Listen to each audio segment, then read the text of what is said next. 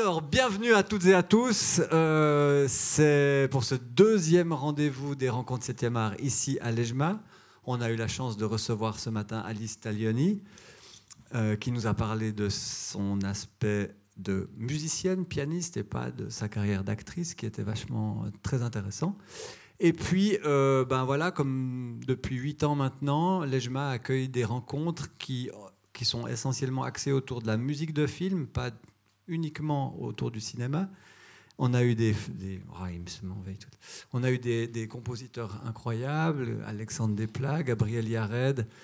Et cette année, nous avons la chance d'accueillir un compositeur que j'ai demandé à Vincent et Alexandrine depuis longtemps. Il a un palmarès hallucinant à son actif, des musiques de films magnifiques, plus belles les unes que les autres, des victoires, des Césars.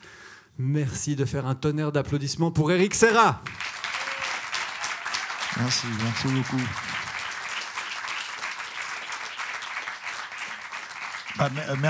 Merci pour cette invitation d'une part et pour cette très gentille présentation.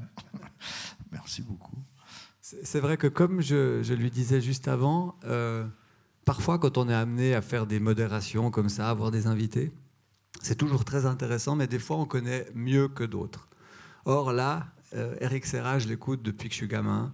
J'ai été bercé par ses musiques de films, comme je lui disais, la BO de Subway, elle tournait non-stop chez moi, le fameux Conga Bass, les deux chansons It's Only Mystery, enfin, et Guns Don't Kill People, enfin, ta musique m'a bercé. Donc, ça me touche d'autant plus d'être avec lui.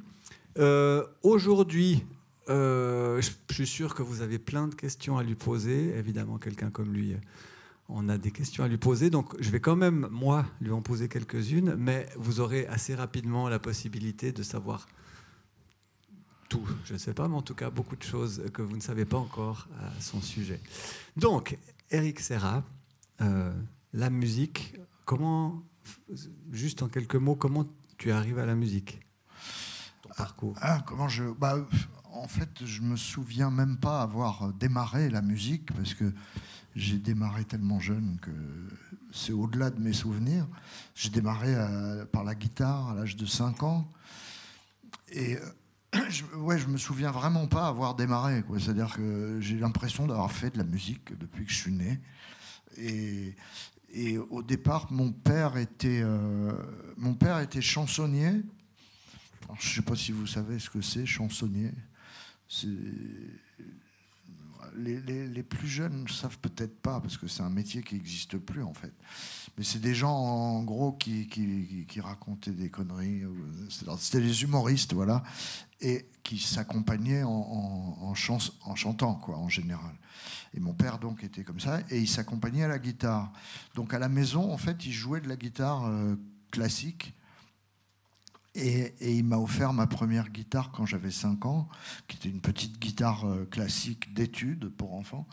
Et c'est tout de suite devenu mon jouet favori. Premièrement, parce que je voyais mon père qui en jouait tout le temps. Or, quand on est enfant, on a souvent envie de faire pareil que son papa. Et puis, en plus de ça, j'ai la chance d'être d'une génération où on était moins dispersé par les jeux vidéo, les chaînes de télé, les réseaux sociaux, tout ça. Donc bref, ma guitare était mon jouet favori. Et ensuite, alors d'après ce que m'a raconté mon père, je le regardais souvent jouer, je l'écoutais, puis j'essayais de faire pareil avec ma petite guitare. Et de temps en temps, je lui demandais, comment tu fais ça, montre-moi. Et il me montrait très gentiment. Et puis à chaque fois, il me disait, mais tu sais, si tu apprenais la musique, tu n'aurais pas besoin de me demander, tu pourrais le faire. Et apparemment, je ne voulais pas. Je dis non. Et j'ai eu la chance qu'il n'ait jamais insisté. Ce qui fait que pour moi, la musique, c'est toujours resté mon espace de liberté totale. Personne ne m'a jamais rien imposé. Je suis autodidacte à 100%. C'est un peu bizarre de dire ça dans une école de musique, d'ailleurs. Mais non, parce qu'en même temps, bon, moi je suis autodidacte à 100%, mais ça ne veut pas dire qu'il faut être autodidacte. Simplement, je sais que dans des écoles de musique, mais pas trop dans des écoles comme ça, parce que les écoles comme ça, personne ne vous a forcé à y être. Vous y êtes parce que vous avez envie. Donc ça, c'est super. Mais les enfants qu'on met dans une école en les forçant, entre guillemets, bah, le problème, c'est que très vite, ils assimilent ça donc, à l'école. Et ça peut créer très souvent des espèces de blocages. Et puis surtout, enfin, ça reste plus une passion, du coup. C'est un truc qu'ils ont appris. C'est d'ailleurs pour ça que dans le milieu du classique, bizarrement, il y a 90% des musiciens qui sont, selon moi, qui ne sont pas des musiciens. C'est-à-dire, c'est des gens qui parlent la langue musicale parfaitement parce qu'ils l'ont apprise, qui ils lisent la musique comme moi je lis Tintin, mais ils n'ont aucune idée de ce qu'ils expriment. La musique, c'est... Enfin, vous le savez, parce que dans une école comme ça, je suis sûr que vous le savez, mais la musique, c'est un langage. Et il y a beaucoup, vraiment, ça paraît incroyable, mais il y a une énorme majorité de musiciens professionnels qui sont comme des gens qui, par exemple, sauraient lire le chinois parfaitement, sans le prononcer, sans aucun accent, mais n'auraient aucune idée de ce qu'ils sont en train de raconter. Ben, il y a beaucoup de musiciens classiques qui sont comme ça. Ça m'a extrêmement surpris quand j'ai découvert ça, mais c'est la réalité. Et moi, j'ai eu la chance donc de vivre l'inverse, c'est-à-dire que moi, la musique, ça a toujours été ma passion, et je pense que c'est grâce à ça que ça allait rester, quoi. Donc jamais pris un seul cours, même pour la musique de film, composition. Ah non, rien. pas du tout. Non, alors en fait, quand j'étais gosse, entre la 6e et la 3e, on avait 1 heure de musique par semaine, tout le monde. Et je me souviens que j'étais à l'époque, j'habitais le sud de la France. Personne n'aimait ça. J'étais le seul à aimer ça, quoi, parce que moi, j'étais déjà passionné de musique, et du coup, le cours de musique, ça m'intéressait, quoi. Et du coup, évidemment, j'étais un peu le chouchou du prof, parce que j'étais le seul à m'intéresser à ses cours. Et en fait, mine de rien, ça m'a permis d'apprendre quand même les bases du solfège.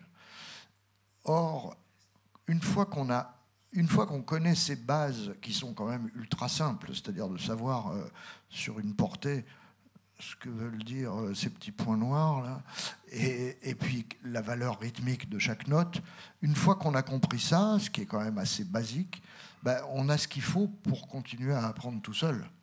Et quand j'ai commencé à écrire de la musique symphonique, là, évidemment, il a fallu que je me plonge un petit peu plus là-dedans parce qu'il fallait que j'écrive. Et en fait, mes bases de cette époque-là, elles me suffisaient. C'est-à-dire qu'à partir du moment où je savais où étaient les notes et je connaissais leur valeur rythmique, donc ça suffisait pour le reste. Alors, évidemment, j'avais pas de connaissances théoriques de l'harmonie, etc. Mais j'ai des oreilles. Et mes oreilles, je les ai particulièrement travaillées toute mon enfance, toute ma jeunesse, puisque j'étais autodidacte. En fait, moi, je mettais à l'époque, quand j'étais gosse, j'étais donc guitariste. J'ai eu ma première guitare électrique à 11 ans, et je relevais les solos de guitare de mes idoles de l'époque. Surtout, celui que j'ai le plus travaillé à l'époque, c'était Ritchie Blackmore, qui était le guitariste d'un groupe qui s'appelait Deep Purple, je ne sais pas si vous connaissez. Et ce guitariste avait la particularité d'être... c'était à la fois vraiment un guitariste très rock, mais avec une vraie formation classique. Donc, il faisait des solos de guitare très lyriques, quoi, très, très jolis, quoi, à la fois avec l'énergie rock, mais un peu plus riche et beau que la plupart des autres. Et lui, ça a été vraiment mon prof de guitare, quoi. C'est-à-dire que j'ai travaillé, mais tous ces solos de guitare. Je mettais à demi-vitesse quand il y avait des phrases trop rapides pour entendre bien toutes les notes, et je jouais ça tout le temps. Et mine de rien, ce travail-là, non seulement m'a permis d'apprendre la guitare, mais aussi, sans que je me rende compte, ça a énormément développé mon oreille, quoi. Parce que j'étais très... Après, quand j'ai commencé à faire du symphonique, là aussi, ça a continué à développer mon oreille, parce que j'écoutais énormément de musique symphonique au casque, les yeux fermés, vraiment pour m'imprégner, pour essayer de comprendre comment c'était foutu. Et tout ça, ouais, c'est grâce à je pense que c'est grâce au fait que j'étais autodidacte, tout ça. Voilà. Ensuite, j'ai monté mes premiers groupes quand j'avais mon premier groupe, j'avais 15 ans. C'était un groupe de rock. Rock. Assez rapidement, on s'est orienté vers ce qu'on appelait à l'époque le jazz rock. Donc des groupes comme Weather Report, Mahavishnu Orchestra, Return to Forever, des groupes comme ça. Et c'est vers l'âge de 20 ans que je suis passé... Non, 18 ans, je suis passé à la basse. Enfin, j'ai commencé la basse. Et donc pendant 2-3 ans à peu près... J'ai commencé à être musicien professionnel à 17 ans. Et les 2-3 premières années, j'étais au tout début guitariste. Donc les premiers albums dans lesquels j'ai joué, c'était en tant que guitariste. Puis pendant un an ou deux, guitariste et bassiste. Et petit à petit, j'ai un peu laissé tomber la guitare pour vraiment me consacrer à la basse.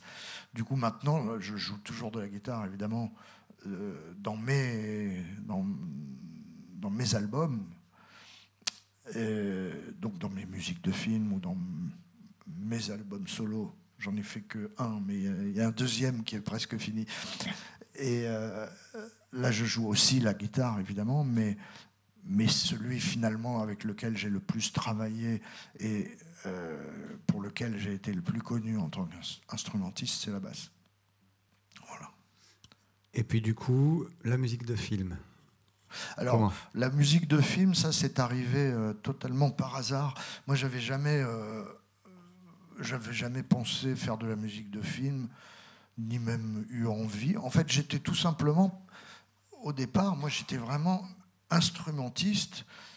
Et quand je suis devenu instrumentiste professionnel, mais j'étais tellement ravi déjà, j'étais tellement comblé, parce que c'était mon rêve de gosse, quoi. Et, or, j'y croyais pas vraiment au départ, hein. Jusqu'au jour où c'est arrivé, c'était trop beau pour être vrai, quoi. Et donc, quand j'ai commencé à travailler réellement, c'est-à-dire la première fois qu'on m'a payé pour jouer de la musique, je n'en revenais pas, quoi. C'était tellement génial. Et moi, j'étais parti pour faire une carrière là-dedans. Ça m'allait très bien. Et un jour, donc je n'étais pas du tout compositeur, ou du moins, je ne le savais pas, parce qu'en fait, chez moi, évidemment, j'avais un magnéto multipiste, comme tous les musiciens à cette époque-là, et je m'amusais à bidouiller des trucs, à empiler des guitares, des boîtes à rythme, des machins. Donc en fait, je composais, mais je m'en rendais pas compte, quoi. J'étais un peu le monsieur Jourdain de la composition. Mais parce que je m'amusais, tout simplement. Je m'amusais à faire de la musique, quoi. Mais j'avais pas mis un mot dessus, quoi. Je faisais ça pas du tout sérieusement. Et un jour, dans une séance d'enregistrement, le deuxième album dans lequel j'ai joué en tant que musicien, j'avais 18 ans, et donc je jouais des guitares. Et en fait, c'était un groupe constitué, un vrai groupe, c'est-à-dire c'était pas des musiciens de séance. Et le chanteur, c'était Pierre Jolivet. Alors Pierre Jolivet, vous le connaissez peut-être comme cinéaste. À l'époque, il n'était pas encore cinéaste d'ailleurs. À l'époque, il était très connu comme comédien. Il avait un duo avec son frangin Pierre et Marc Jolivet. Et il était assez connu en France. Et il avait eu ce fantasme de faire un album en tant que chanteur. Et pour ça, il avait monté un groupe, il avait son groupe, tout ça. Et quand ils ont enregistré, ils n'étaient pas contents du résultat des solos de guitare. Et en fait, moi, c'était un peu ma spécialité à l'époque, c'était solo de guitare, quoi. C'était la grande époque des guitares héros. Puis vu que, bah oui, j'avais travaillé Ritchie Blackmore pendant toute mon enfance, j'étais vraiment spécialisé solo de guitare, quoi. Et donc, ils ont ce souci, et il se trouve qu'il y a le premier album dans lequel j'avais joué quelques mois avant ça, c'était exactement la même situation. C'était un groupe de rock constitué qui, lors de l'enregistrement de leur premier album, avait eu un souci. Le guitariste, ça allait pas, ils n'étaient pas contents. Et du coup, eux, je les connaissais, c'était des copains. Et du coup, ils m'avaient fait venir pour refaire tous les solos de guitare de l'album. Et là, il se passe la même chose avec Pierre Jolivet, et c'était dans le même studio. Et du coup, le propriétaire du studio leur a dit « Ah bah justement, il y a un petit jeune là qui est venu il y a un mois pour les mêmes raisons. » Et donc, ils m'ont appelé pour refaire tous les solos de guitare. Et à cette époque-là, donc, c'était en 1978 ou 19, je ne sais plus, Pierre Jolivet était en train d'écrire avec Luc Besson ce qui allait devenir le premier film de Luc Besson. Luc n'avait encore rien fait à l'époque, il avait été assistant sur un film ou deux, c'est tout. On a le même âge, hein, donc il avait 18 ans aussi. Et il se trouve que ce jour-là, Luc était venu rendre visite à Pierre dans le studio. Et donc, moi, je suis arrivé, ils m'ont fait écouter les morceaux, et puis je me suis mis dans le studio, et puis j'ai improvisé tous les solos de guitare dans la journée. Ce qui, sincèrement, pour un guitariste pro, ça n'avait rien d'extraordinaire. C'était normal de savoir faire ça, quoi. Mais pour Luc, qui n'était pas musicien, et lui, il était vraiment impressionné par ça, qu'on puisse improviser comme ça. Il connaissait pas ça, quoi. Et du coup, quelques temps plus tard, quand Luc a fait son premier court-métrage, il m'a demandé de composer la musique. Donc, sur le coup, je lui ai dit, bah non, je suis pas compositeur, moi, je suis musicien. Et il a insisté en me disant, si, je suis sûr que tu es compositeur. Parce que pour lui, si j'improvisais comme ça, c'est que j'étais compositeur. Ce qui n'est pas forcément vrai. Je connais beaucoup de super compositeurs qui sont absolument nuls en improvisation, et beaucoup d'improvisateurs de génie qui composent des choses extrêmement inintéressantes. Donc c'est pas forcément, ça marche pas à tous les coups. Mais là, j'ai eu de la chance. Lui, il a insisté, il y a cru. Et je le remercie encore, parce que moi, je ne m'étais pas rendu compte que j'étais compositeur. Voilà. Et donc, ça a commencé comme ça. Puis après, il m'a rappelé pour son premier long métrage. Et le deuxième long métrage, c'était Subway, qui a extrêmement bien marché. Mais bizarrement, même encore après Subway, je ne me considérais pas comme compositeur. Je faisais ça un peu, je sais pas, je sais pas comment je voyais les choses, je me souviens pas, mais j'arrivais pas à mettre ce mot-là, compositeur, parce que je trouvais ça trop, je sais pas, dans mon éducation, pour moi, compositeur, c'était un truc un peu impressionnant comme ça, et moi, évidemment, je me sentais pas comme ça. Moi, j'étais un gosse qui jouait de la musique, quoi. Et d'ailleurs, quand j'ai fait Subway, je jouais avec Higelin, et je jouais encore avec Higelin pendant cette période. Et après, quand Subway est sorti, j'étais encore avec Higelin. Et pour moi, c'était comme si c'est un truc que j'avais fait à côté, comme ça, pour faire plaisir à Luc. Et puis, j'avais eu la première victoire de la musique, j'avais double disque d'or, etc. C'était comme si j'avais gagné au loto, quoi. C'est-à-dire que pour moi, c'était un coup de bol. Et je me disais, oh, c'est incroyable ce truc. Mais voilà, ça ne me préoccupait pas plus que ça. Et c'est quand on a fait Le Grand Bleu, qui était le 3e film, où là, vu les proportions qu'ont pris le succès de ce film et de cette musique surtout, c'est seulement là qu'à un moment je me suis dit, bon, vu ce qui m'arrive là, effectivement, si tout le monde pouvait le faire, je pense que tout le monde le ferait. Donc c'est que je dois avoir un truc.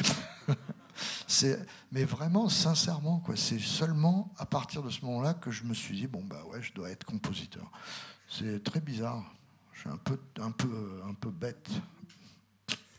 Et du coup, alors effectivement, et hier, pour ceux qui ont la chance d'avoir assisté à ton concert au D-Club, tu le disais régulièrement, ce morceau est de Luc Besson, le prochain est de Luc Besson, donc tu es le compositeur attitré de Luc Besson. Ce duo-là, est-ce que il s'est construit avec le temps? Est-ce qu'il y a eu des passages plus ou moins faciles, ou c'est vraiment un duo gagnant et puis vous savez toujours où vous voulez aller sans problème? Je pense que les duos comme ça, c'est parce qu'on n'est pas les seuls. C'est la même chose pour Spielberg avec John Williams, pour à l'époque Hitchcock, Bernard Herrmann, plus récemment Tim Burton avec Danny Elfman, Morricone avec Sergio Leone. Il y en a quand même pas mal des duos comme ça. Et je pense que c'est pour la même raison à chaque fois. C'est que quand un réalisateur parle avec un compositeur, c'est un peu comme si un martien parlait avec un plutonien, quoi. C'est-à-dire qu'on n'est pas de la même planète. Voilà, un réalisateur, c'est plus visuel, c'est un musicien, c'est les oreilles. Enfin bref, on ne parle pas du tout la même langue. En plus de ça, quand Luc, par exemple, quand on travaille ensemble, la première chose qu'on fait, c'est qu'on se fait une séance de travail où on regarde tout le film quand le film est terminé, hein. Ou alors on en parle avant, pendant le tournage, tout ça. Mais Luc me demande des choses. Il est très précis. Il sait exactement ce qu'il veut ressentir et ce que la musique doit apporter. Par contre, il n'est pas du tout musicien, donc il ne me parle pas en termes de musique. Lui, il me parle en termes d'émotion, de sentiments. Après que j'apporte ces émotions ou ces sentiments avec un piano ou un orchestre symphonique ou un djembé ou une guitare électrique ou des synthés, il s'en fout du moment qu'il ressent ce qu'il veut ressentir. Donc, il ne me parle que de sentiments et d'émotions, donc des choses on ne peut plus abstraites, et du coup, grosse source de malentendus possibles. C'est-à-dire que ce n'est pas des sciences exactes, l'émotion et le sentiment. Et du coup, quand on se rend compte que on s'est parfaitement compris, c'est-à-dire que moi je comprends ce qu'il me dit et je lui fais une musique qui le satisfait, qui lui apporte exactement ce qu'il voulait ressentir, c'est un peu miraculeux, hein, en fait. C'est une rencontre miraculeuse, quoi. Du coup, quand ça arrive, on n'a pas trop de raison de changer, quoi. C'est-à-dire que je pense que c'est ce qui fait la longévité de tous ces duos en question, c'est que oui, c'est suffisamment miraculeux. C'est un peu comme un coup de foudre en amour, hein. Moi, je connais pas, mais et donc voilà comment ça a démarré et pourquoi ça a duré aussi longtemps. Parce que oui, c'est vrai que je sais pas combien de films j'ai fait, mais j'ai dû en faire moins de 30, je pense. Ah bon? Enfin, une trentaine. Ouais. Et il doit y en avoir une vingtaine de Luc Besson. Donc, et justement, les films que tu as fait, que tu n'as pas fait avec Luc Besson, ça s'est passé comment? Tu as eu des bonnes expériences, des moins bonnes? Oui, ça a été très différent suivant les cas. La première fois, c'était... Attends que je réfléchisse. enfin, à la même époque, donc je ne sais plus chronologiquement exactement lequel est le premier des deux, mais c'est franchement juste côte à côte. Entre Subway et Le Grand Bleu, j'avais fait 2 films, un pour la télé qui s'appelait, je ne sais plus comment, mais de Pierre Grimblat, une série noire, et un film qui s'appelait Kamikaze, qui était écrit et produit par Luc Besson, mais pas réalisé par lui. Et c'était réalisé pour un de ses anciens assistants, qui devait être d'ailleurs premier assistant sur Subway, je pense. Et alors lui, le téléfilm de Grimblat, ça c'était un peu spécial, c'était un challenge. Le gars m'appelle, c'était un film d'une durée normale, hein, genre 1h40 ou je sais pas combien, et avec pas mal de musique. Et le jour où il m'appelle, il me dit, après m'avoir briefé sur le film, il me dit, par contre, il faut que tu aies livré dans 12 jours. Et du coup, ça me paraissait tellement impossible que j'ai dit, bon, ok, allons-y, essayons. Mais j'ai vraiment fait ça plus comme un challenge que... C'était une expérience bizarre, quoi. Mais bon, j'ai réussi, puis il était content, donc c'était marrant. Mais ça compte pas vraiment. Et Kamikaze, donc, là, c'était un vrai film cinéma avec le temps qu'il fallait, etc. Sauf que le réalisateur, mais il avait zéro sensibilité musicale. C'est-à-dire que c'était pas du tout son truc, la musique. Du coup, forcément, il avait aucune idée de ce qu'il voulait ressentir. En gros, il avait aucune sensibilité tout court, d'ailleurs. Pas que musicale. Et donc, d'ailleurs, pendant le processus de travail, finalement, moi, j'avais appelé Luc et j'avais travaillé avec Luc. C'est-à-dire que j'avais demandé à Luc qu'est-ce que t'en penses, qu'est-ce qu'il veut, et parce que le réal, franchement, il se passait rien, quoi. Donc ça, c'était évidemment pas une expérience très passionnante à cause de ça, quoi. C'est que ensuite, le suivant que j'ai pas fait avec Luc, c'était James Bond, le GoldenEye.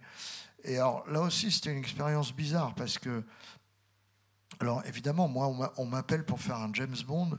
J'en revenais pas parce que c'est moi le petit français me retrouvait soudain avec le nouveau James Bond dans mon studio et c'est moi qui suis en charge de la musique. C'était incroyable parce que c'est pile ma génération, quoi. Quand j'étais gosse, moi j'étais fan de James Bond et à l'époque il y avait pas 36 héros, hein. Au cinéma, il n'y en avait qu'un, c'était lui. Parce que Indiana Jones, ça n'existait pas encore, Luke Skywalker non plus. Enfin, c'était le seul James Bond. Et donc, déjà, ça, c'était incroyable. Ensuite, quand ils m'ont appelé, en fait, le film était déjà quasi terminé. Et ils étaient archi fans de ma musique, notamment de Léon, qu'on avait fait juste avant ce film, avant GoldenEye. Et quand je suis allé ils m'ont fait une projection, puisque le film était déjà monté, il était en post-production, et ils m'ont fait venir à Londres, ils m'ont fait une projection, et vous savez, quand on fait un film, au moment du montage, souvent ils mettent des musiques témoins, ça les aide à rythmer leur montage, puis à donner... dès qu'on met de la musique sur des images, ça change tout, évidemment. Donc le réalisateur, quand il a une sensibilité musicale, il choisit ses musiques temporaires, il ne les choisit pas n'importe comment, c'est-à-dire il prend des musiques qui expriment à peu près ce qu'il a envie d'exprimer. Donc ça donne déjà une bonne idée de ce qu'il veut, et ça les aide à rythmer le truc. Et là... quand je suis arrivé à cette projection, en fait, 80% de la musique témoin, c'était la musique de Léon. Alors, c'était à la fois très flatteur et puis ça me parlait, évidemment, puisque c'était ma musique.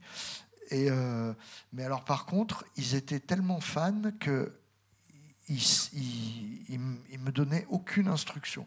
En fait, la seule instruction qu'il m'avait donnée, c'était il faudrait, si tu peux, utiliser le thème de James Bond 4 ou 5 fois dans le film quand même. Et ça, évidemment, ça ne me dérangeait pas, au contraire, ça m'amusait beaucoup de jouer avec ce thème tellement légendaire. Et puis en plus, j'étais de toute façon totalement d'accord qu'un James Bond sans ce thème, c'est juste un film d'action comme un autre. C'est plus James Bond, quoi. Il est ultra important, cette musique dans le film est indispensable. Mais c'est la seule instruction qu'il m'avait donnée. Du coup, je suis rentré chez moi. À chaque fois, dès que je leur demandais, mais vous voulez quoi, vous voulez que je fasse un peu dans la lignée de John Barry Non, non, pas du tout. On veut ta musique. C'est toi qui décides. Tu as carte blanche. Ils étaient vraiment comme ça. Bon, alors c'était très gentil et très flatteur, mais je suis rentré chez moi. J'ai commencé à travailler. Et puis, quand j'en étais à peu près une 10-12 minutes du film, je savais qu'il y avait à peu près déjà toute la palette qu'il allait y avoir dans tout le film, puisqu'il y avait une scène d'action, une scène de suspense, une scène romantique. Bon, il y avait à peu près tout. Et du coup, je me suis dit, bon, je vais quand même leur demander si ça leur plaît. Parce que si ça leur plaît pas, autant le savoir tout de suite et pas quand j'aurai tout fini, quoi. Donc je les fais venir à Paris, dans mon studio. Et donc il y a les deux producteurs, Michael Wilson et Barbara Broccoli, qui viennent, le réalisateur, qui s'appelait Martin Campbell, et le monteur, qui était le monteur historique de la plupart des James Bond, un vieux monsieur, genre. Et ils arrivent dans mon studio, je les installe devant l'écran, sachant que donc, l'écran est entre les enceintes devant la table de mixage, quoi. Donc je les installe là, et moi je me mets derrière eux, et je lance les 10 premières minutes. Et alors c'était drôle parce que il y avait, je me souviens, vu de là où j'étais, il y avait donc Barbara, Michael Wilson, le réal et le monteur. Et pendant les 10-12 minutes, Barbara et Michael, ils étaient très concentrés, ils regardaient, ils écoutaient et tout. Les deux autres, là, pendant tout le long, ils étaient là, ils se tapaient du coup. Look at this, look at this. Ils s'excitaient sur leur montage et leur plan, c'est-à-dire ils n'écoutaient rien du tout. Ils étaient, regarde comme je suis fort. Regarde ce raccord là, t'as vu ça? Mais vraiment, j'en revenais pas. Et à la fin des 10 minutes, donc le truc s'arrête, et là, il se retourne, et il dit, fantastic, Eric, it's great, we love it, keep going. Et ils sont partis. C'est-à-dire que j'ai vu qu'en fait, ils étaient fans, point final. Ils auraient fait n'importe quoi, c'était pareil. Donc, et après, donc, je ne les ai jamais revus jusqu'à la fin. Donc, mais bon, ok. Et du coup, oui, tout ça pour dire que du coup, ça c'était bizarre parce que moi j'avais tellement l'habitude de travailler avec Luc ou avec Luc. Non seulement on se comprend très bien, et Luc sait ce qu'il veut exactement, il veut ressentir. Et du coup, quand on travaille ensemble, moi j'aime bien il vient au studio tous les 2-3 jours. Comme ça, je lui fais écouter les derniers trucs que je viens de faire. Voilà, on est en parallèle tout le long du processus de travail. Et je sais pas, moi j'aime bien ça me rassure et ça me... voilà, je suis sûr de ne pas dévier. Et puis j'aime bien aussi même le challenge quand il veut ressentir un truc, le challenge d'arriver à exprimer une émotion précise avec de la musique. J'adore ce challenge-là, quoi. Donc là, de me retrouver avec l'inverse, c'est-à-dire liberté totale, je me suis rendu compte que finalement, je préférais quand j'étais dirigé. Voilà. Magnifique. Mais bon, je suis quand même fier d'avoir fait un James Bond. La chanson Golden Eye, toi-même, tu as eu un travail à faire dessus ou elle t'a été imposée? Non, ça malheureusement... non, parce qu'en fait, à l'époque, moi j'étais en train de faire mon album solo, le premier, donc le seul qui est sorti pour l'instant, et j'avais quasi terminé d'ailleurs. Oui, c'est ça. il était quasi terminé, mais il n'était pas encore sorti. Et je travaillais sur cet album solo. Mon producer, c'est-à-dire le réalisateur, c'était un Anglais qui était une star de la prod à l'époque, qui s'appelle Rupert Hine. Et il se trouve que Rupert avait produit 2 ou 3 albums de Tina Turner dans sa carrière. Et c'est un gars, je ne sais pas si vous connaissez, mais c'était une légende de la production musicale. Et du coup, on savait que la prod du film voulait Tina Turner. Et on était très bien placés, vu que Rupert la connaissait très bien, qu'elle l'adorait, ils s'entendaient très bien. Et du coup, on avait fait une chanson pour Tina Turner, tous les deux. Lui avait écrit les paroles et moi la musique. Et on savait qu'on n'était pas les seuls sur le coup, évidemment, parce qu'à chaque fois qu'il y a un James Bond, tout le monde veut placer une chanson, ce qui se comprend. Et donc on savait qu'on n'était pas les seuls, mais en même temps, on était quand même très bien placés, puisqu'elle connaissait très bien Rupert et qu'elle l'adorait, etc. Sauf qu'au dernier moment, il se trouve que Bono était en vacances chez Ian Fleming, qui a une île aux Bahamas qui s'appelle GoldenEye, d'ailleurs, son île. Et Bono était en vacances chez lui, et il apprend ça, qu'ils sont en train de faire un James Bond qui s'appelle justement GoldenEye, hein, enfin bref, il entend parler de ça. Et du coup, il dit « Ah bon, on va faire une chanson !» Et là, évidemment, la prod du film, une chanson signée Bono et The Edge, ils n'ont même pas écouté les autres, quoi. Ils ont pris celle-là, ce qui était normal. En plus, je dois dire qu'elle est magnifique, leur chanson. Et donc, j'ai toujours cette chanson qui est disponible, si ça intéresse quelqu'un. Alors, l'heure tourne. Comme on vous avait promis des questions possibles, c'est à votre tour. Qui a une question à poser? Je porte la voix. Concernant le prochain Luc Besson, c'est vous qui avez terminé? Non. Voilà. Je vais poser une deuxième.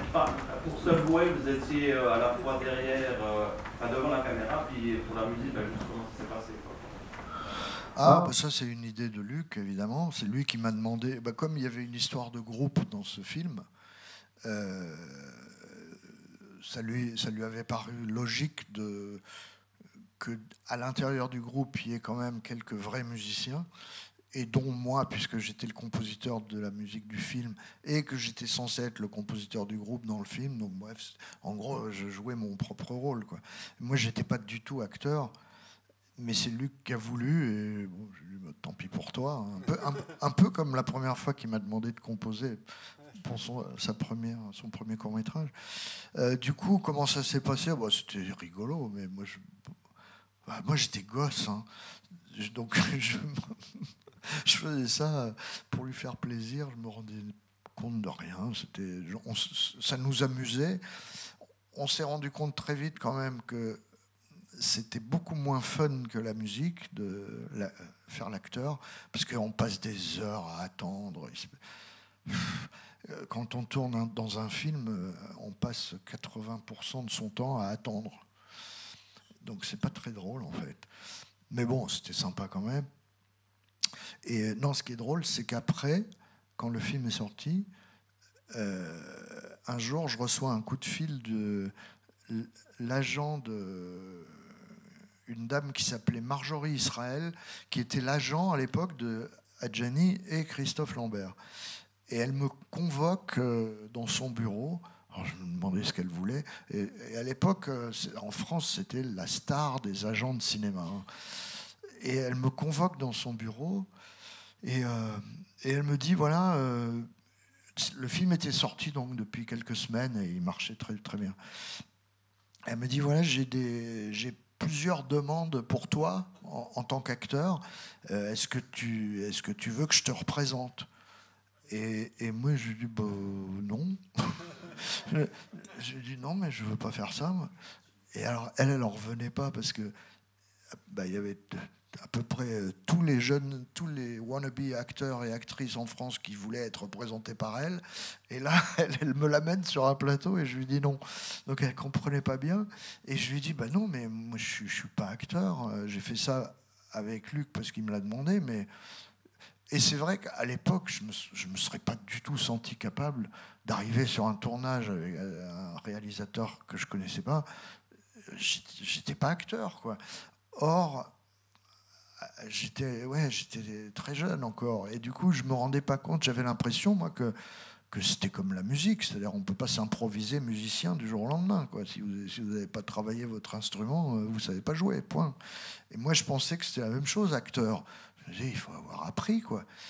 J'ai compris bien plus tard que c'est pas forcément nécessaire.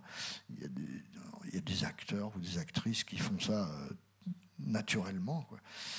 Et après, en fait, des années plus tard, j'ai regretté parce que j'avoue que ça m'amuserait bien de faire les deux.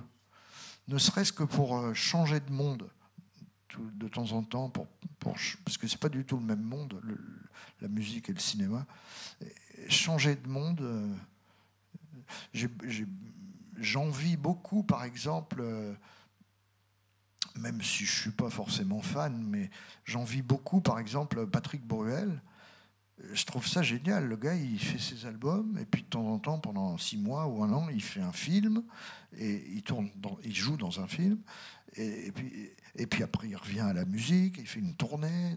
Et je trouve ça j'aimerais beaucoup ça, c'est-à-dire changer complètement de milieu pendant des périodes comme ça, j'aimerais beaucoup. Mais donc voilà. J'ai raté ma carrière d'acteur ce jour-là. D'autres que oui. Le processus de composition au niveau technique, c'était basé sur quel instrument, clavier, guitare et après, comment est-ce que ça a évolué? Il y a eu des samples, plus d'ordinateurs à la fin. Comment est-ce que... alors, sur quel instrument? En général, plutôt les claviers, parce que c'est l'instrument le plus pratique pour travailler, surtout depuis que les ordinateurs existent, quoi, la MAO. Maintenant, il m'est arrivé de composer, parce que là, c'est les claviers, mais par contre, moi, je ne suis pas pianiste. C'est-à-dire, je joue un peu à force de travailler avec, mais je ne suis pas pianiste du tout. Ce n'est pas mon job, ce n'est pas mon instrument. Donc, je suis très limité là-dedans. Mais pour la MAO, c'est évidemment l'instrument idéal.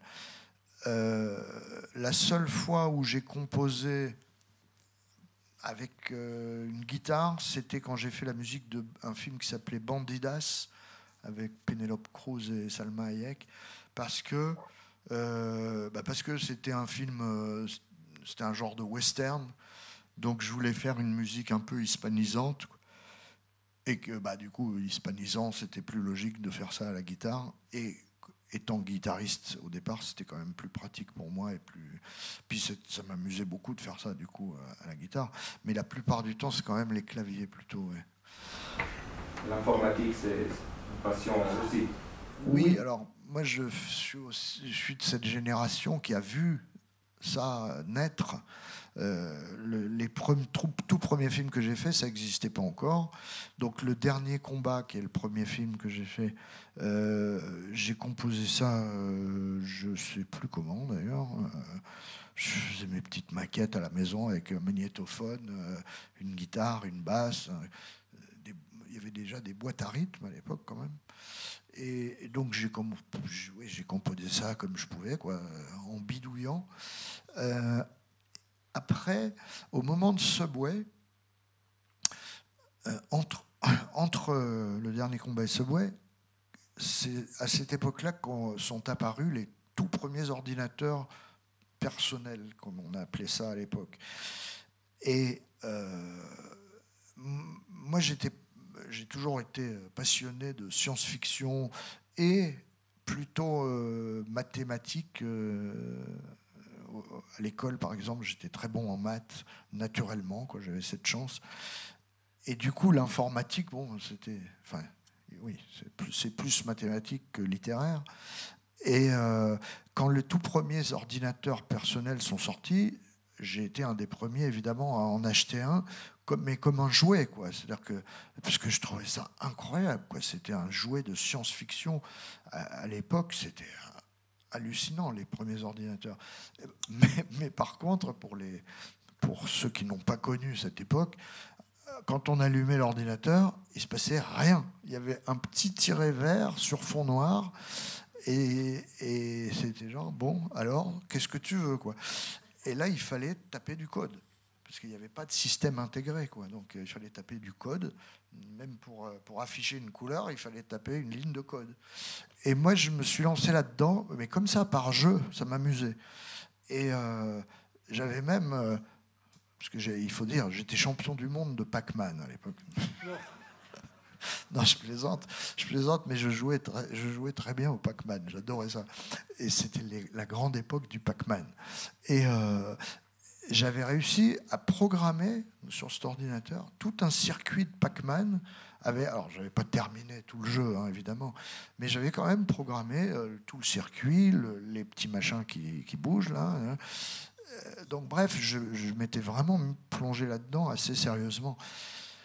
Mais les tout premiers, on ne pouvait pas faire de musique. Hein. Et quelques temps plus tard, est sortie la première interface qui permettait de connecter l'ordinateur à un synthé par un MIDI. Et avec laquelle il y avait un petit logiciel qui était en gros un petit séquenceur. Alors le séquenceur en question, il y avait 8 pistes, mais un seul canal MIDI pour les 8.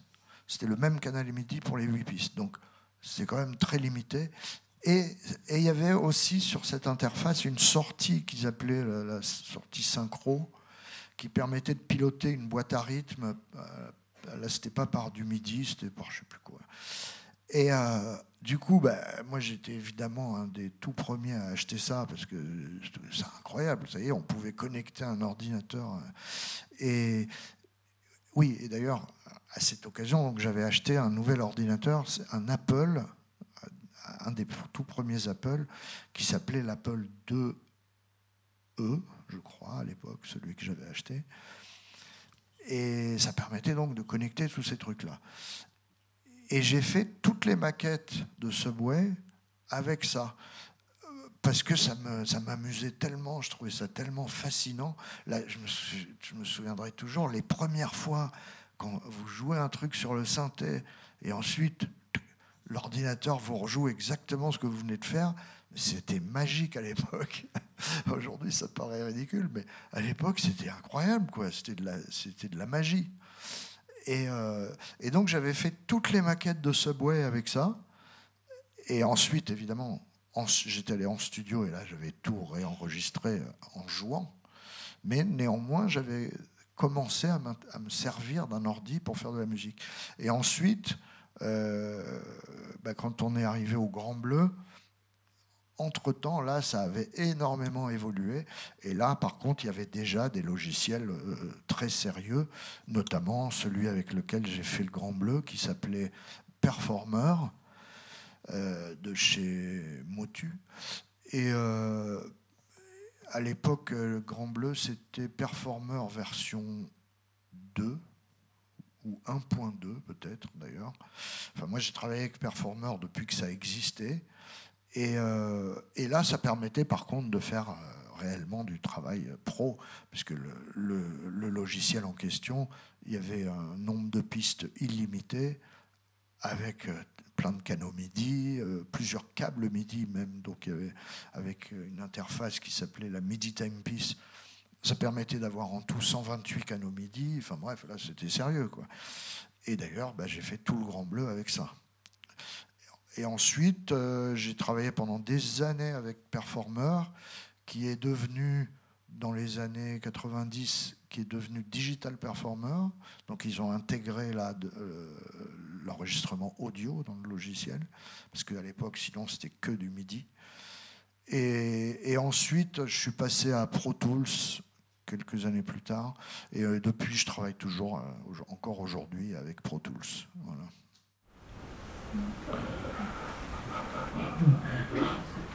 Oui, pour revenir avec votre actualité avec Luc Besson, est-ce qu'il vous a proposé de faire des apparitions dans d'autres films? Dans Le Grand Bleu ou je ne sais pas? Non, non. Enfin si, il me l'avait proposé dans Le Cinquième Élément. Je devais faire le pilote le vaisseau qui les emmène à Floston Paradise là. Et je ne sais plus pourquoi, au dernier moment, ça n'a pas pu se faire, parce que le jour du tournage de cette scène, je ne pouvais pas y aller. Je ne sais plus ce que je faisais, mais je ne pouvais pas y aller. Et du coup, j'ai en souvenir quand même chez moi le costume, puisqu'il m'avait fait donc le costume en question sur mesure. Donc je l'ai chez moi, mais voilà. Et c'est la seule fois où il m'avait reproposé. Ouais.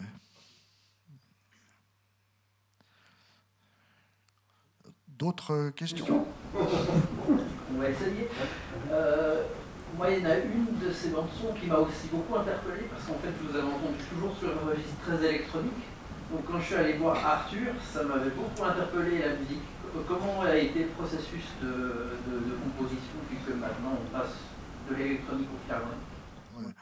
Bah, j'y suis passé progressivement, mine de rien, parce que j'ai commencé à faire du symphonique. La toute première fois, c'était dans Atlantis. Or, ça, c'était juste après Nikita.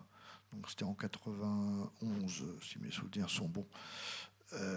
Du coup, plus de 10 ans avant Arthur. Alors, au tout départ, effectivement, moi, je faisais les toutes premières, c'est plutôt rock, quoi. C'est un peu genre groupe, quoi. Groupe de rock, genre Subway et tout ça. Ensuite, c'est devenu plutôt électro, grâce aux ordinateurs et tout ça, avec Le Grand Bleu, Nikita. Mais Luc avait envie d'avoir des trucs un peu plus étoffés au bout d'un moment. Et Atlantis, notamment, s'y prêtait particulièrement, parce que c'est des grands espaces, entre guillemets, sous-marins, mais des grands espaces. Donc, on avait envie de se lancer là-dedans. Moi, évidemment, j'avais envie, mais par contre, ça me paraissait trop vertigineux, parce que, encore une fois, étant autodidacte, me lancer dans de l'écriture symphonique, là, c'était autre chose, quoi. Et surtout que j'entendais toujours dire... Alors ça c'est un truc important, tiens. Entre les musiciens qui ont une vraie éducation scolaire, quoi, musicale, et les autodidactes, c'est que moi j'avais des potes qui, eux, avaient fait des grosses études musicales, premier prix de conservatoire, classe de direction d'orchestre, etc. Enfin, des pointures. Hein. Et j'entendais toujours ces gens-là qui m'avaient toujours dit... Ah, mais attends, faire du symphonique, non, tu peux pas. Si t'as pas fait 40 ans de conservatoire, tu peux pas faire du symphonique. Attends, tu te prends pour qui? Or, ces gens-là étant éduqués et moi non, ben, je les croyais. Moi, j'ai cette éducation personnelle qui fait que je crois les gens qui savent. Et j'écoute. Je prétends pas savoir si quelqu'un a étudié plus que moi. Je lui fais confiance, quoi. Donc j'avais confiance. Je me disais, puisque lui me dit ça, c'est que ça doit être vrai. Donc j'avais jamais osé même essayer, quoi. Mais comme la demande était de plus en plus pressante de la part de Luc Besson, je me dis, il faudrait peut-être quand même que j'essaie.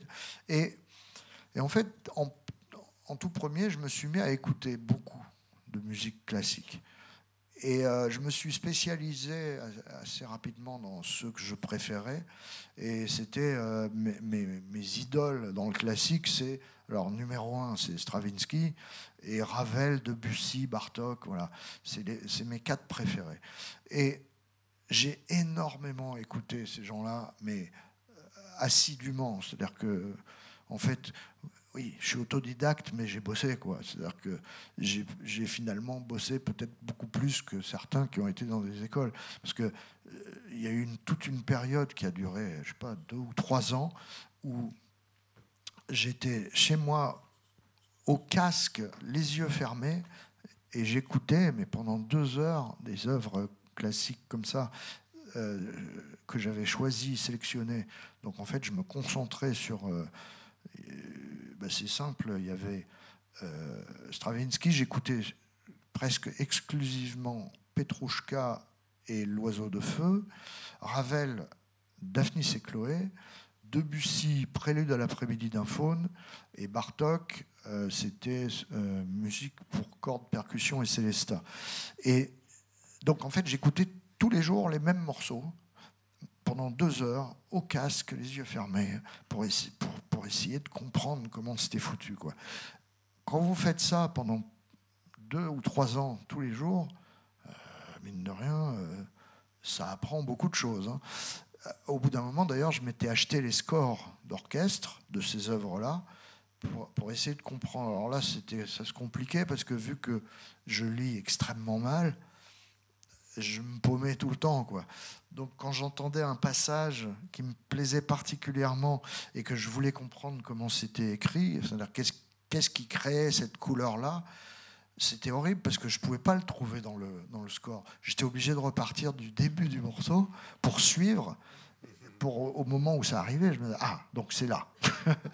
Donc c'était très compliqué. Mais j'ai tellement fait ça qu'au bout d'un moment, il commençait à me venir des idées musicales symphoniques, quoi, que j'entendais dans ma tête. Et ce que j'entendais, ce n'était pas une mélodie au piano, j'entendais un orchestre. Et du coup, je me disais, mais après tout, ça sonne bien dans ma tête. Donc, si j'écris ce que j'entends dans ma tête, là, je ne vois pas pourquoi ça ne sonnerait pas bien en vrai, puisque j'entends clairement qui joue quoi. Et donc, j'ai mis longtemps à oser franchir ce cap, mais un jour, j'ai osé pour Atlantis. Et alors, je dois dire que... Alors, par contre, je mets un temps fou, évidemment, à écrire un truc symphonique, parce que je ne sais pas le faire. Donc ça me prend un temps de dingo. Mais à l'époque, en plus, on ne pouvait pas faire ça par ordinateur, parce qu'aujourd'hui, je ne m'emmerde plus. Je fais des maquettes où j'enregistre tout. Et la maquette avec tous les instruments de l'orchestre symphonique, un par un, que je programme, etc. Et une fois que je suis content de ce que j'entends, aujourd'hui, j'imprime. J'envoie ça à mon orchestrateur à Londres qui vérifie un peu tout ça, qui éventuellement fignole 2-3 choses, et c'est tout. Alors qu'à l'époque, ça n'existait pas, ça. Donc à l'époque, il fallait que j'écrive tout à la main, comme les vrais compositeurs classiques. Genre, je faisais quand même mes maquettes, évidemment, hein, parce que sinon, j'aurais pas été capable. Et ensuite, j'écrivais tout à la main. Ça me prenait un temps fou. Et la première fois donc, que j'ai enfin essayé, c'était pour Atlantis, et je me suis retrouvé à Abbey Road, à Londres, dans le grand studio Abbey Road, dans le studio A, qui est le studio légendaire, hein, avec le Royal Philharmonic de Londres. Et donc là, j'étais terrorisé, évidemment. En plus de ça, vous savez, quand on enregistre du symphonique, donc on envoie le score. Vous savez ce que c'est un score? Oui, vous êtes une école de musique. On envoie le score à un copiste, et le copiste, lui, il écrit les partitions individuelles pour tous les musiciens, quoi. En recopiant ce qui est marqué sur le score de chaque pupitre concerné. Et évidemment, le copiste, c'est un être humain, et à l'époque, c'était à la main, donc ça peut lui arriver, il fait toujours des petites erreurs, quoi. Il oublie une altération quelque part, enfin bref, il y a des petites erreurs. Et donc, toujours, quand on fait la première lecture avec l'orchestre, il y a toujours des choses à modifier, parce que le hautbois, là, mesure 24, c'est pas un La bémol, c'est un La bécard, enfin, voilà, des petits trucs comme ça. Sauf que le seul qui sait, c'est le compositeur. Et Et alors moi, quand j'étais dans le... Je dirigeais pas encore à cette époque-là, évidemment. Chaque chose en son temps. et donc j'avais un gars qui dirigeait pour moi. Et or, lui, il dirige, il sait pas ce que j'ai écrit, donc il sait pas si le la doit être bémol ou bécard. Et donc moi je commence à entendre un truc qui va pas, genre, et puis un truc qui se décale. Ah oui, parce que oui, il y a ça aussi. Des fois le copiste, il saute une mesure ou un truc, mais juste sur un instrument. Donc ça devient très vite n'importe quoi. Et là, moi je commence à entendre le truc. Et là, je réalise qu'il n'y a que moi qui peux élucider tout ça, puisque c'est ma musique. Sauf que là, là, on est en direct et il faut dire exactement qu'est-ce qui ne va pas. Il ne faut pas juste dire « Ah non, attends, il y a un truc qui ne va pas là ». Il faut dire quoi. Donc là, c'était très, très chaud. Mais bon, je m'en suis sorti. Je dois dire que les musiciens anglais, en plus, étaient adorables pour ça. À l'époque, en France, ce n'était pas le cas. Maintenant, ça va mieux. Mais à l'époque, en France, c'était connu que les classiques étaient c'était ultra sectaire et qu'un autodidacte qui se permettait d'écrire de la musique symphonique, mais même pas, il me laissait rentrer dans le studio, quoi. Ça a changé, hein. Maintenant, ils sont cool.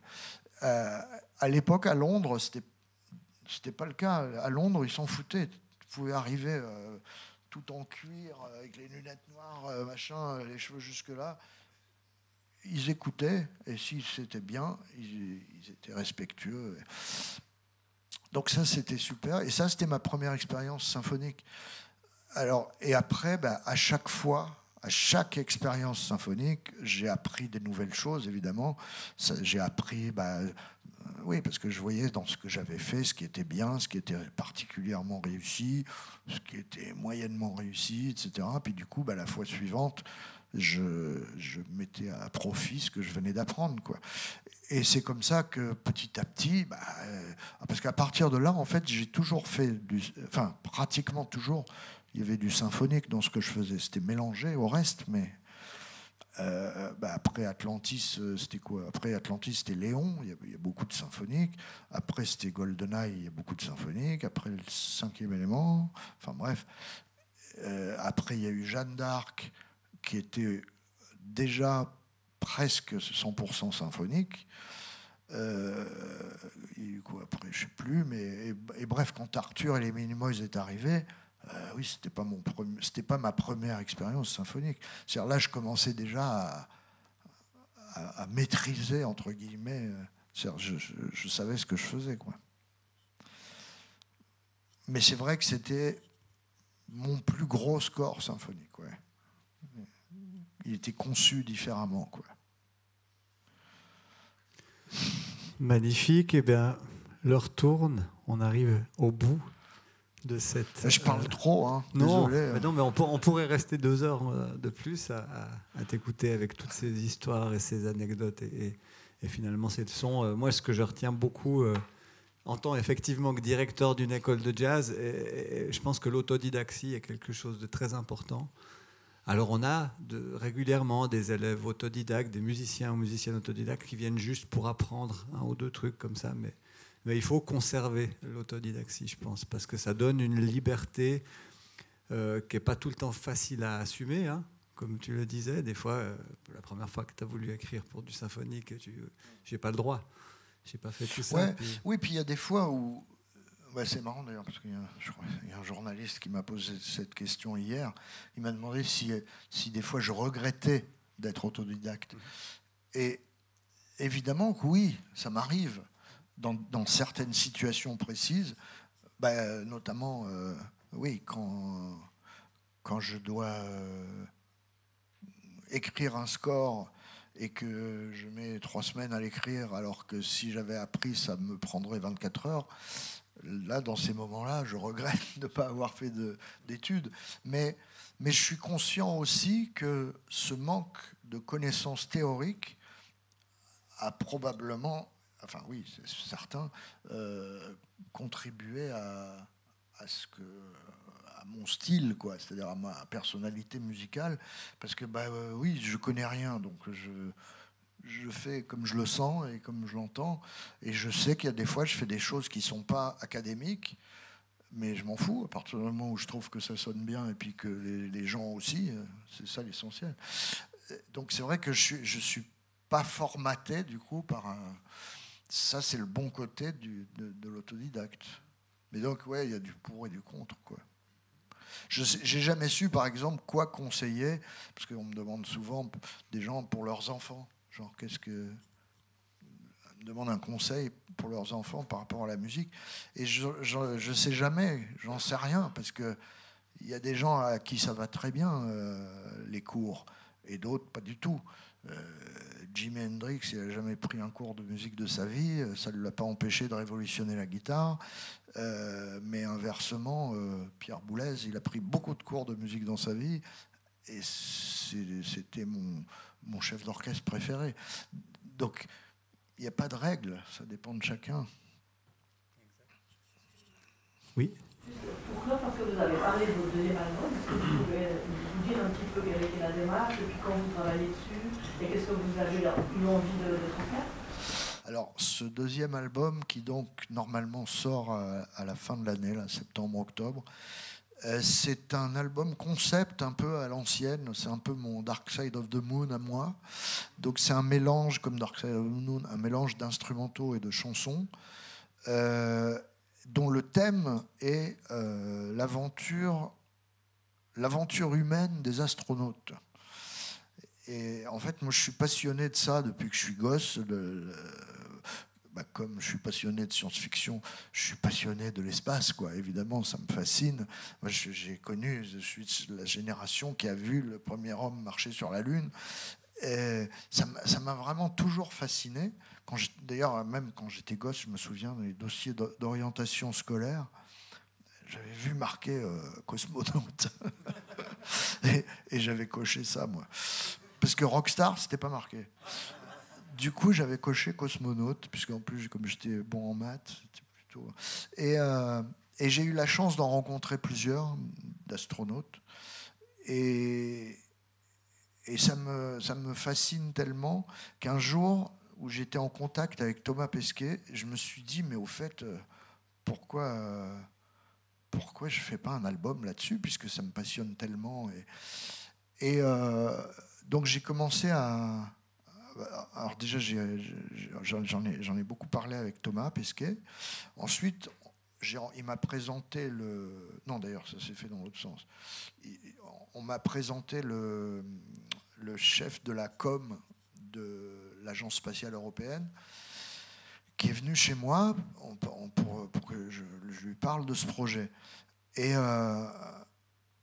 il est venu... Alors, c'était drôle, parce que le gars, il vient chez moi, puis moi, j'étais un peu impressionné. Chef de la com de l'Agence spatiale européenne. Moi, ça m'impressionne, ce genre de choses. Et il arrive chez moi, et puis on commence à discuter, et je lui explique cette passion, cette fascination.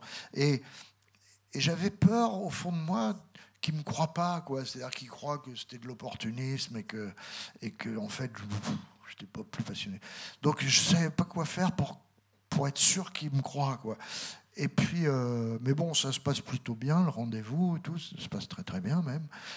D'ailleurs, il me dit à la fin, bon, c'est cool, nous on te suit, donc ils sont partenaires officiels de cet album. Et on part, juste au moment où il est à repartir de chez moi, soudain je réalise, moi j'habite au bord de l'eau à Paris, au bord de la Seine, et j'ai un petit bateau devant chez moi, quoi. Et mon bateau, au dernier moment, je me souviens de ça. Je dis, oh, mais au fait, attends, viens voir. Et je l'emmène voir le bateau. Et je lui dis, regarde comment il s'appelle mon bateau. Mon bateau, je l'avais appelé Soyouz. Donc là, oui, il se doutait bien que j'avais pas peint Soyouz sur le bateau juste parce qu'il était là, quoi. Donc là, il y avait plus de doute que c'était sincère, quoi. Et donc, suite à ça, j'ai rencontré plusieurs autres astronautes qui m'ont raconté leur aventure, tout ça. Et donc, alors, c'est pas un album sur l'espace, c'est-à-dire que c'est pas un album futuriste à la Jean-Michel Jarre des années 80. Hein. Parce que c'est un album sur l'émotion des astronautes. Donc, c'est pas particulièrement futuriste, mais c'est cette émotion. Et du coup, j'ai construit l'album comme un film un peu. Chaque phase de leur aventure étant une scène, quoi, donc un morceau. Donc et c'est chronologique, c'est-à-dire que le premier morceau, alors à l'origine, le premier morceau c'était le décollage, et ensuite les différentes phases de l'aventure. En gros, en moyenne, il reste 6 mois dans l'ISS, et le dernier morceau, c'est le retour sur Terre. Et c'est Thomas qui m'a demandé de rajouter la première phase, parce que quand j'étais allé le voir à Cologne, au centre d'entraînement des astronautes, et j'avais donc écrit cette espèce de scénario, quoi. Il y avait, je sais plus, 12 phases, je crois, que j'avais imaginé, dont je m'étais imaginé que ça devait être les phases les plus marquantes de leur aventure, quoi. Mais je voulais quand même avoir confirmation de la part d'un vrai astronaute, parce que c'est pas forcément la même chose que moi j'imagine, j'y suis pas allé. Là. Et j'avais donc dit tout ça à Thomas, et il me dit bah écoute, ouais, non, c'est exactement ça, c'est super. Il me dit juste, tu peux peut-être rajouter une phase, et il me dit le coup de fil, parce que vous savez, quand il, comment on dit, apply, postule. Quand il postule pour être astronaute, entre le moment où ils postulent et le moment où ils ont la réponse, il se passe plusieurs années. C'est très très long. Et du coup, il m'a raconté qu'au bout de plusieurs années, oui, limite, ils oublient. Enfin, ils n'oublient pas, mais ils pensent plus à ça tous les jours, quoi, parce que c'est tellement long. Et un jour, il y a son téléphone qui sonne, et il décroche, et il dit « Hi Thomas », et c'était le directeur de l'Agence spatiale européenne, et qui lui dit, en anglais, mais il lui dit tu veux toujours être astronaute? Et Thomas, il dit bah oui, bien sûr. Et, bon, bah, c'est bon, t'es sélectionné, quoi. Et là, Thomas, il me dit tu peux pas savoir ce que tu ressens, quoi. C'était le plus beau jour de sa vie, quoi, ce que je peux imaginer. Donc il m'a demandé de rajouter cette phase. Donc finalement, l'album démarre par ça. Voilà. Poser un siège autodidacte pour le prochain voyage sur Mars. Un joint venture entre Explorer et SpaceX. Vous devenez la musique de cette expédition. Ah bah avec plaisir, je veux bien. Pour proposer à Elon. Ah bah oui, si vous avez les moyens de me brancher là-dessus, avec plaisir. Bon, eh ben, il est l'heure de clore cette... Attends, vas-y. Je te raconte une dernière anecdote.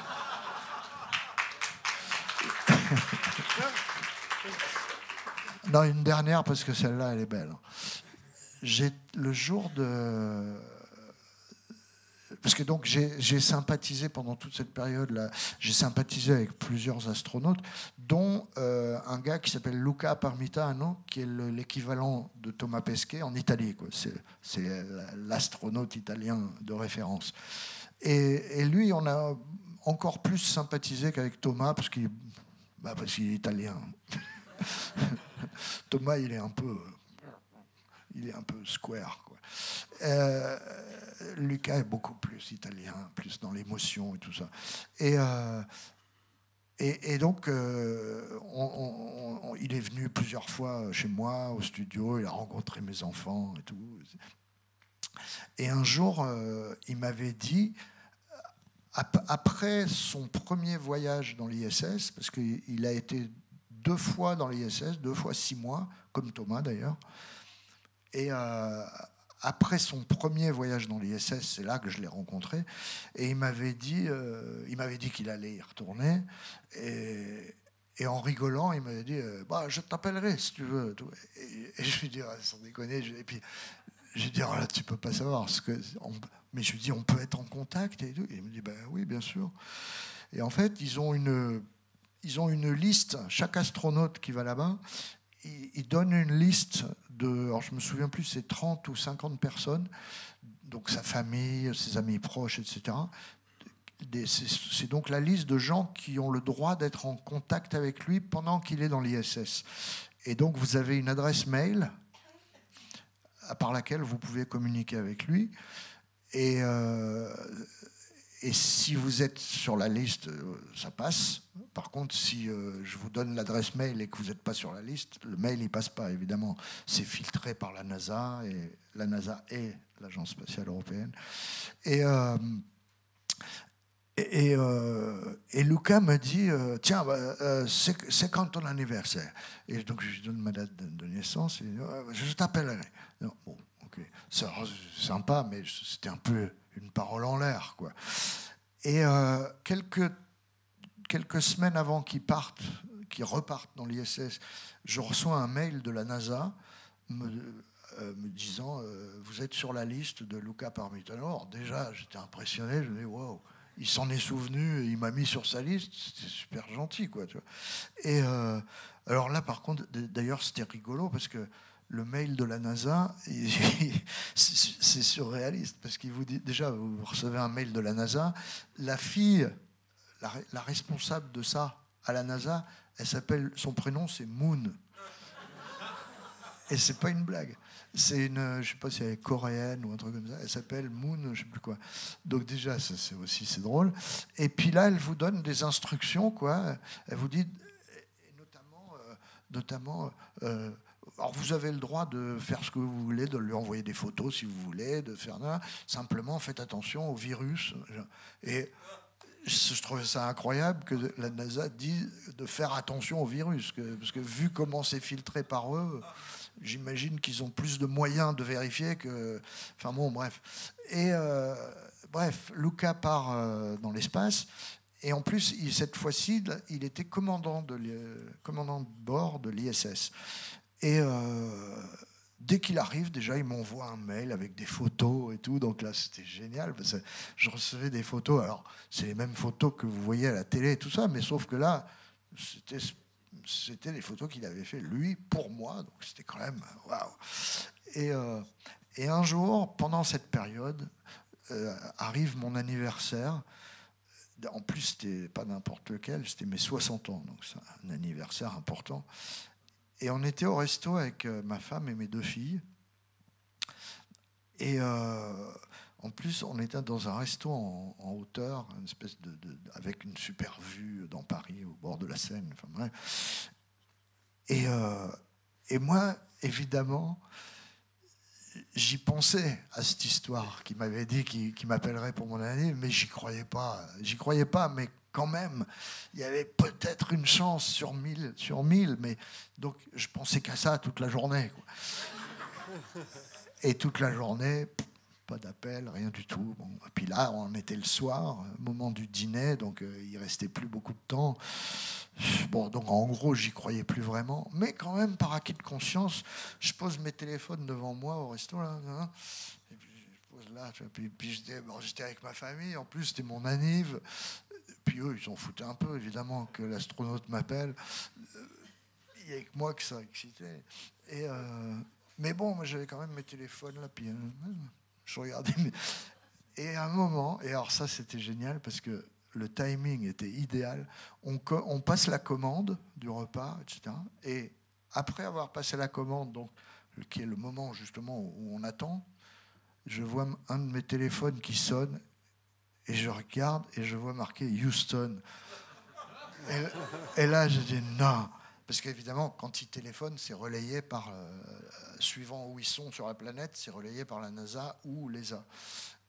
Et je vois marqué Houston, je dis non. Et je décroche, je dis allô?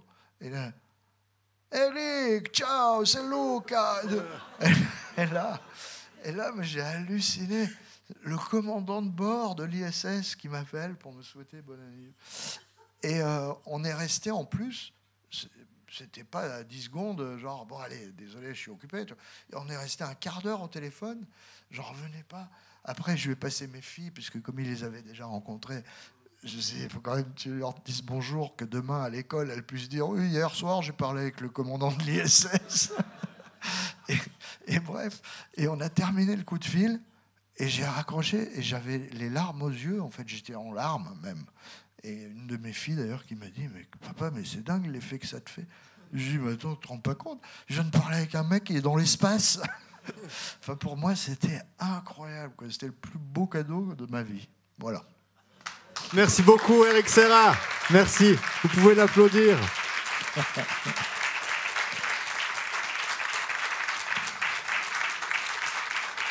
Merci, merci.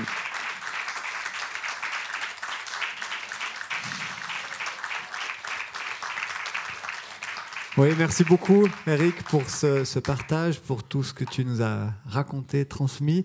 N'oubliez pas que des rencontres ici, il y en a encore quelques-unes. La prochaine, c'est ce lundi à 12h, Randy Kerber, magnifique pianiste qui a enregistré aussi, lui, en tant que musicien ou arrangeur, une très très grande série de musique de films, dont La couleur pourpre, Forrest Gump, Titanic et j'en passe. Pierre-Marie Dru, que tu connais peut-être, Pierre-Marie Dru, qui est superviseur musical, notamment pour Emilia Pérez et le Comte de Monte Cristo mardi. Donc voilà, il y a de la place encore, venez, vous êtes les bienvenus, ces moments sont géniaux, c'est des échanges incroyables. Merci beaucoup Eric Serra, merci d'applaudir encore. Merci à vous, merci beaucoup. Et bonne route dans la musique. Merci.